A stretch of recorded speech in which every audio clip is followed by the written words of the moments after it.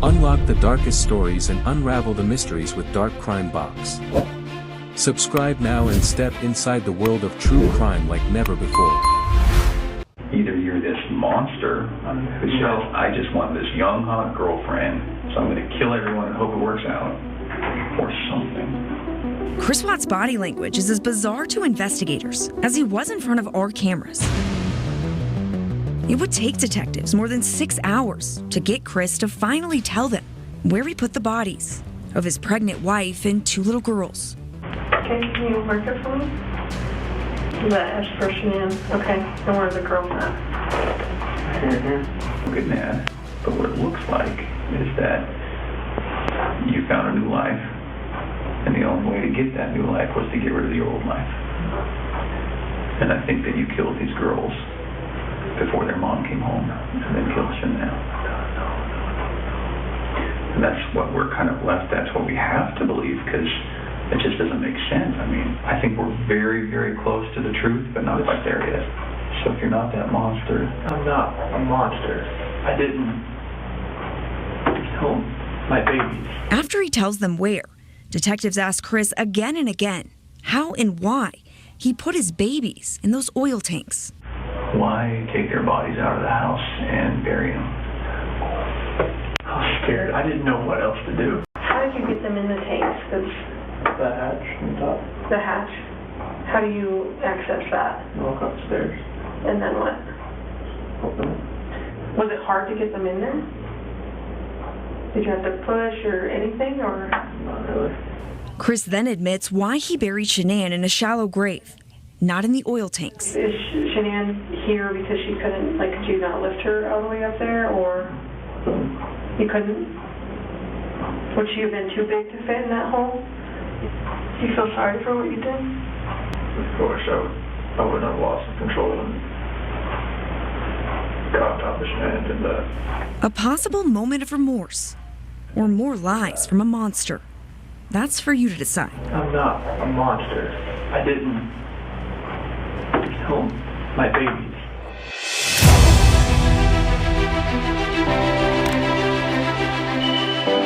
The night was quiet, almost unnaturally calm, the kind of stillness that feels staged, as if the world itself is holding its breath. In the distance, the flicker of police lights painted the Colorado dusk in flashes of red and blue. A single house sat at the center of it all, looking perfectly ordinary, yet carrying a darkness that would soon consume the nation. Inside that home, nothing felt alive anymore. Not the air, not the silence, and not the truth that had been buried under a smile that fooled even the closest among them. This was the house where the Watts family had once lived, laughed, filmed cheerful videos, and shared their lives with the world. But tonight, investigators approached it with a different purpose, searching for the missing mother, Shanann Watts, and her daughters, Bella and Celeste. They didn't know yet that the search would become a recovery. They didn't know yet that the man standing calmly outside, the husband, the father, the grieving spouse, was holding back a secret so grotesque, so unnatural, that even seasoned detectives would later describe the case as one of the most haunting they had ever seen. But this video isn't about the crime alone. It's about something far more chilling, a secret interview that was rumored to exist. An interview that, according to whispers and speculation, revealed a version of Chris Watts that the public was never supposed to hear. A piece of footage that some believe was recorded deep inside Dodge Correctional Institution, long after the world had turned its back on him. An interview that never aired. An interview that officially never happened. And yet, over the years, fragments of that story leaked into online forums, investigator notes, and whispered conversations between criminal profilers. Not a full confession, but a window into the mind of a man who destroyed everything he was supposed to protect. Tonight, on Dark Crime Box, we reconstruct the chilling narrative surrounding that forbidden moment, not based on fantasy, but on documented behavior, psychological analysis, and verified events woven with the speculative whispers that surround the so-called lost interview. Before we go deeper into this story, pause for a moment. Viewers, if you're watching right now, like this video, share it and subscribe to Dark Crime Box.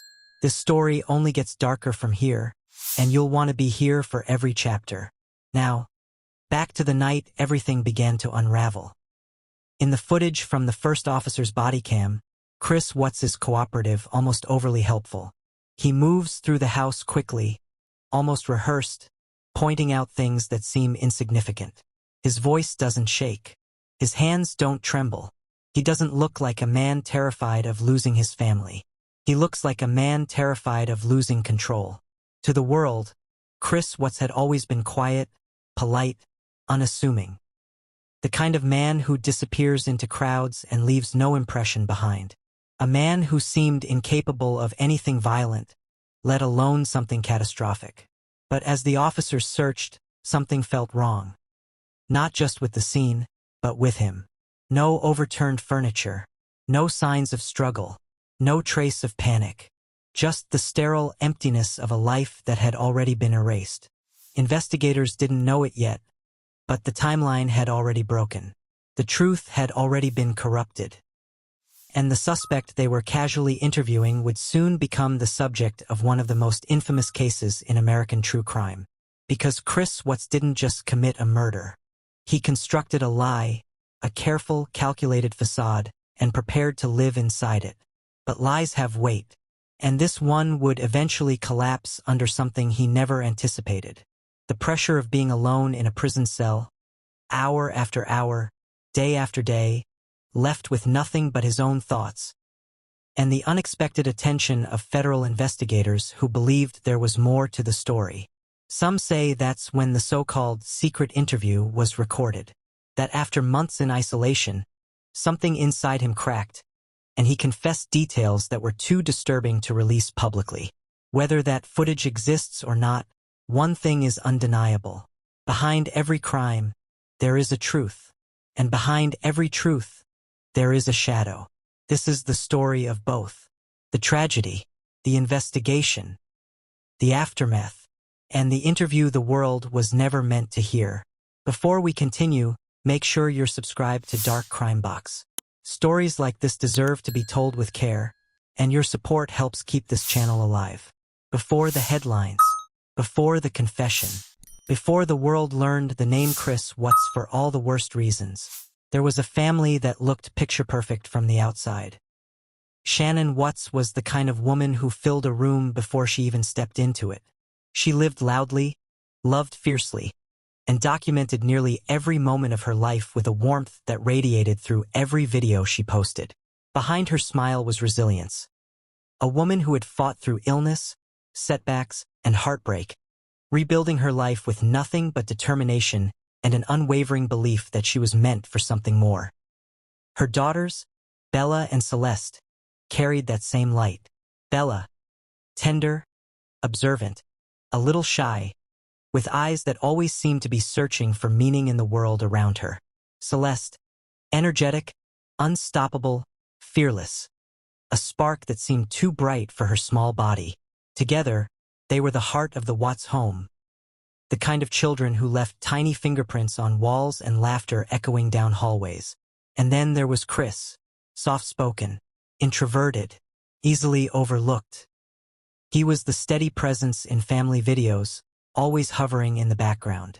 Not cold, just distant, like someone who never fully stepped into his own life. To neighbors, he seemed like a devoted father, always on the floor with his daughters, building play sets, loading them into car seats. To friends, he seemed like the quiet balance to Shannon's vibrant energy.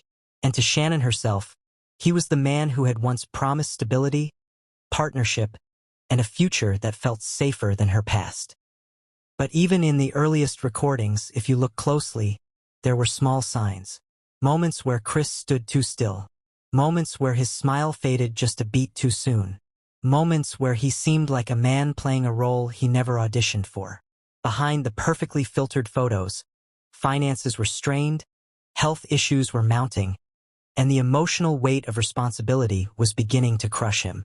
Yet Chris never spoke about pressure or resentment. He swallowed everything, letting it settle in a quiet, growing darkness that no one else could see. Friends later described the Watts marriage as real, with real highs and real lows. A union built on love but stretched thin by distance, stress, and changes neither of them knew how to talk about. Still, nothing outwardly suggested disaster. Not violence, not rage, not anything that hinted at what was coming. But something was shifting inside Chris long before the summer of 2018. A quiet unraveling that intensified when he began forming connections outside the marriage. Friendships that turned into flirtations. Flirtations that turned into infatuations. Infatuations that made him feel seen in a way he hadn't felt in years. For the first time, Chris felt the world moving toward him instead of past him. And that feeling, intoxicating, dangerous, and unfamiliar, became the catalyst for everything that followed. Yet Shannon had no reason to suspect the depth of his detachment. She believed in family. She believed in healing. She believed in the man she married. But belief cannot prevent betrayal. And love cannot save a heart that has already chosen darkness.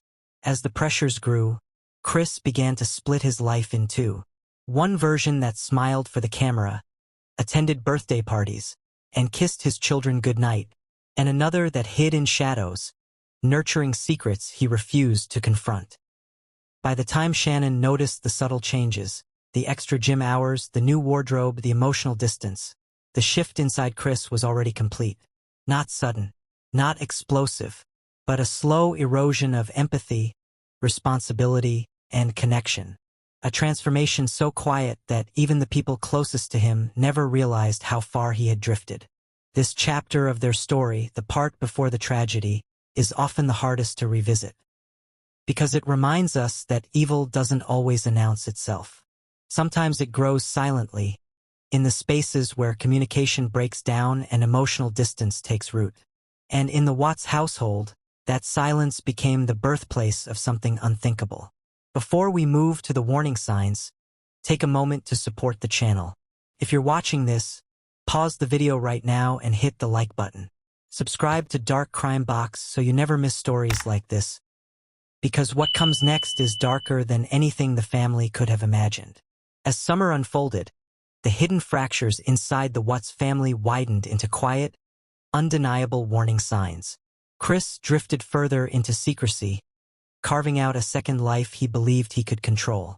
The distance between him and Shannon grew into a silent canyon, one filled with unanswered messages, unexplained absences, and a coldness she felt but couldn't fully name. What had once been a marriage built on shared dreams had transformed into two lives moving in opposite directions, one reaching for stability, the other reaching for escape. The red flags were subtle but relentless.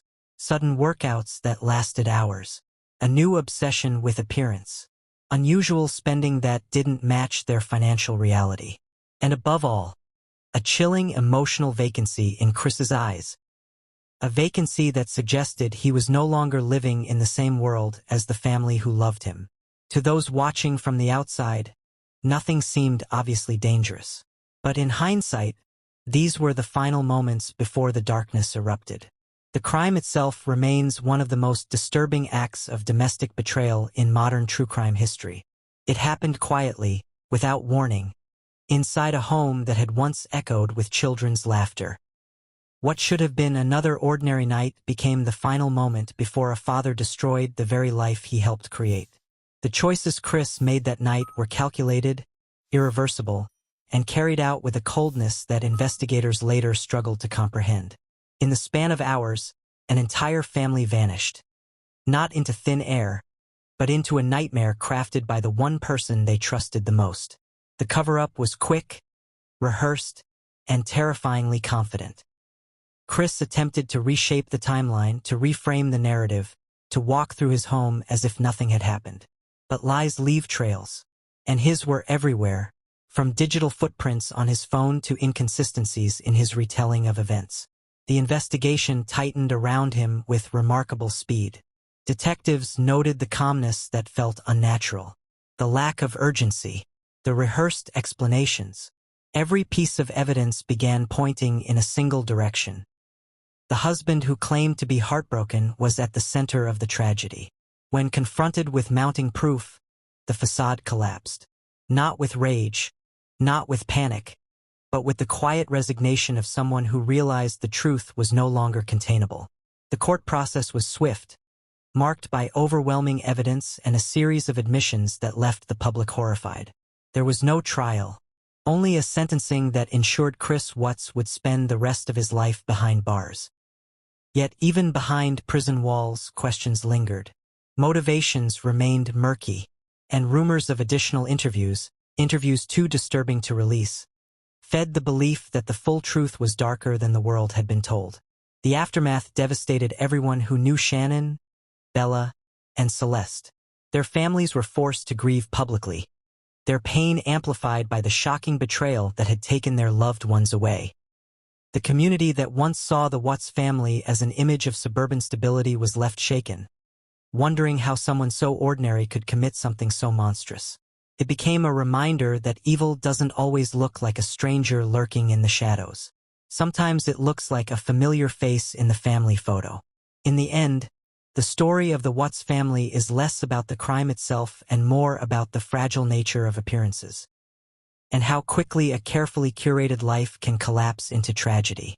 It forces a haunting question upon every listener. How well do we really know the people we love? And how much darkness can hide behind a smile?